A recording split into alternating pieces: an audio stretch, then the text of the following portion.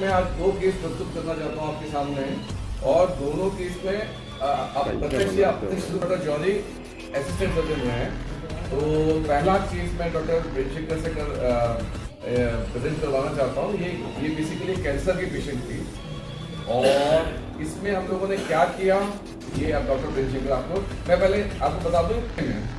तो जब biopsy report आई वो बहुत खराब आई, बहुत खराब, ट्रिपल नेगेटिव कहते हैं इंडिया में, ट्रिपल नेगेटिव। करीब 18 जनवरी के टाइम पे उसने हमारा पहला विजिट किया था और क्योंकि साइज़ ही ट्यूमर का इतना बड़ा था तो वो उसका साइज़ वो उसको खुद को फील होता था, उसके साथ कमज़ोरी और भूख ना लगना, क्योंकि वो ट्यूमर है आंतड़ी को दबा देता तो भूख लगने की उल्टियाँ जैसा आना शुरू हो जाता था। और इतना ऊपर था कि छाती जो डायफ्राम है, जो जहाँ पे छाती लंग्स बैठे हैं उसको दबाने की वजह से सांस लेने में तकलीफ़ हो रही थी।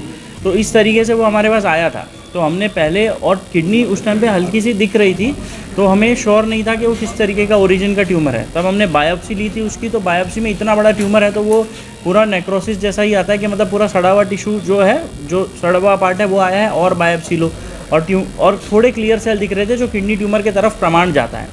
तो जब तक ये रिपोर्ट आई 8-10 दिन इन सब चीज़ों में और बाकी चीज़ों में खून ब्लड टेस्ट वगैरह में चले गए। उसके बाद हमने फिर से एडमिट किया क्योंकि अब मेरा मानना था कि इतना बड़ा ट्यूमर है, आप इसको बार बार इन्वेस्टिगेट नहीं कर सकते, आपको कहीं ना कहीं आके इसको ऑपरेट करना पड़ेगा। क्योंकि जब वो फर्स्ट विजिट में आया था और जब वो सेकंड विजिट में रिपोर्ट लेके आया तब मैं विजिबली देख सकता था कि उसका पेट का साइज़ और बड़ा हो गया है, मतलब ये बहुत फास्ट ग्रोथ होती है।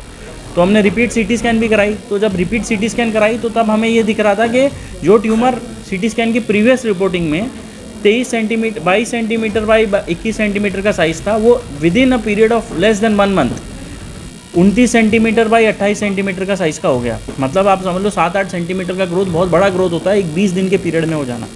तो अब हमारे पास ये टाइम नहीं है कि अब इसको और कौन सा ट्यूमर एग्जैक्ट लोकेशन करो, क्योंकि ट्यूमर तो है ही बट तो इतना फास्ट रहा है। हमने इतना चीज़ चेक कर लिया था छाती की सीटी करा के कि कहीं छाती वाती में तो नहीं फैला है, बाकी ऑर्गन्स में नहीं गया है। ओवरऑल हमने ये रियलाइज़ किया कि ट्यूमर तो है पेट में, बट पेट की सारी मेजर नसें जो मेन खून ऊपर से आ रहा है, आयोटा और आईवीसी कहते हैं, ये उसको पूरी तरह दबा रहा है। अब ये नहीं कह सकते कि ये इन्वॉल्व कर रहा है या दबा रहा है, क्योंकि वो इतना बड़ा है बाई प्रेजेंस कि आप कोई सीटी से रूल आउट नहीं कर सकते। अब हमें ये तो था कि या तो मरीज़ को छोड़ दो इस हिसाब से, क्योंकि कीमो रेडियोथेरेपी इतनी अच्छी काम नहीं करनी थी इस पर, यह हमारा अनुमान था जिस स्पीड से वो ग्रो कर रहा था। तो हमारा था कि या तो इसको छोड़ दोगे तो इनकी मृत्यु होना की संभावना एकदम हाई है, शायद वो 2 महीना भी ना निकाल पाए, शायद 1 महीना भी ना निकाल पाए। और अगर करने जाओगे तो फिर इतना बड़ा रिस्क है कि फिर हमने सर से भी डिस्कस किया कि इतना बड़ा ट्यूमर है, तो सर ने कहा कि फिर जब ट्यूमर है आप कहीं भी भेजो, वो घूमते घूमते में ही ये मरीज़ नहीं बच पाएगा, कहीं पे भी जाएगा। और हम भेजना भी नहीं चाहते, ये हमारा एटीट्यूड भी नहीं है।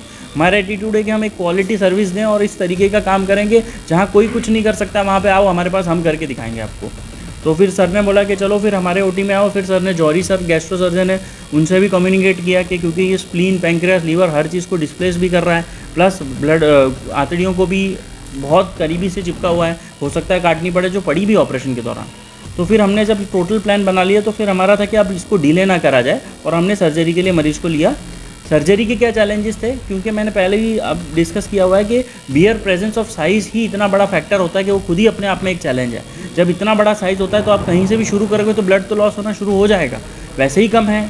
और जब एक जगह से शुरू हो गया वो रुकेगा तभी जब वो पूरा ट्यूमर बाहर आएगा किडनी के पेट के। तो उस दौरान में वो उस चीज़ को झेलो, काफ़ी ब्लड का बैकअप दो। फिर जैसे ही ट्यूमर निकलेगा साथ में 2-2.5 लीटर ब्लड शरीर का वैसे ही लेके निकल जाएगा, तो और ब्लड की कमी हो जाएगी। फिर जिस ऑर्गन से चिपका होगा उस ऑर्गन में अगर आप निकाल पाए तो ठीक, नहीं तो फिर आपको वो ऑर्गन भी काट में साथ निकालना पड़ेगा, जैसे आंतड़ी का छोटा टुकड़ा साथ में निकालना पड़ा। और अगर मेन ब्लड वेसल को अगर अटैच हो गया, मतलब जो बॉडी से पूरे शरीर को सप्लाई कर रही है, फिर तो हम भी मतलब उस तरीके से कुछ नहीं कर सकते। फिर हम उसको जितना मैक्सिमम काट के उसको कम करा, बल्क कम करा जा सकता है करके फिर कीमो रेडिएशन पे जाते। बट अच्छी किस्मत ये रही कि हमने उस सर्जरी को किया भी, टाइम से भी किया। ऐसा नहीं चैलेंज नहीं था, चैलेंजिंग था, सबके पसीने छूट रहे थे कि अब हमारी टीम, एनेस्थेसिया टीम दोनों के, कि क्या अब निकलेगा या नहीं निकलेगा, आधी घंटे में बचेगा या नहीं बचेगा। बट उस पे भी हमने अपने टेम्परमेंट को कंट्रोल अच्छी तरह से रखते हुए पूरी सर्जरी में प्रोसीड करते गए। And result BP intra operatively 60 पहुंच गया। 60 बहुत लो होता है, मतलब ऐसा लगा कि अब तो नहीं होगा, बट जब नीयत अच्छी हो तो रिजल्ट भी अच्छे ही आते हैं। तो अंत में हमने वो ट्यूमर निकाल दिया और 3 घंटे के आसपास में हमने हम तीनों तो सर के साथ थे ही, जौहरी सर, काला सर और मैं तो थे ही।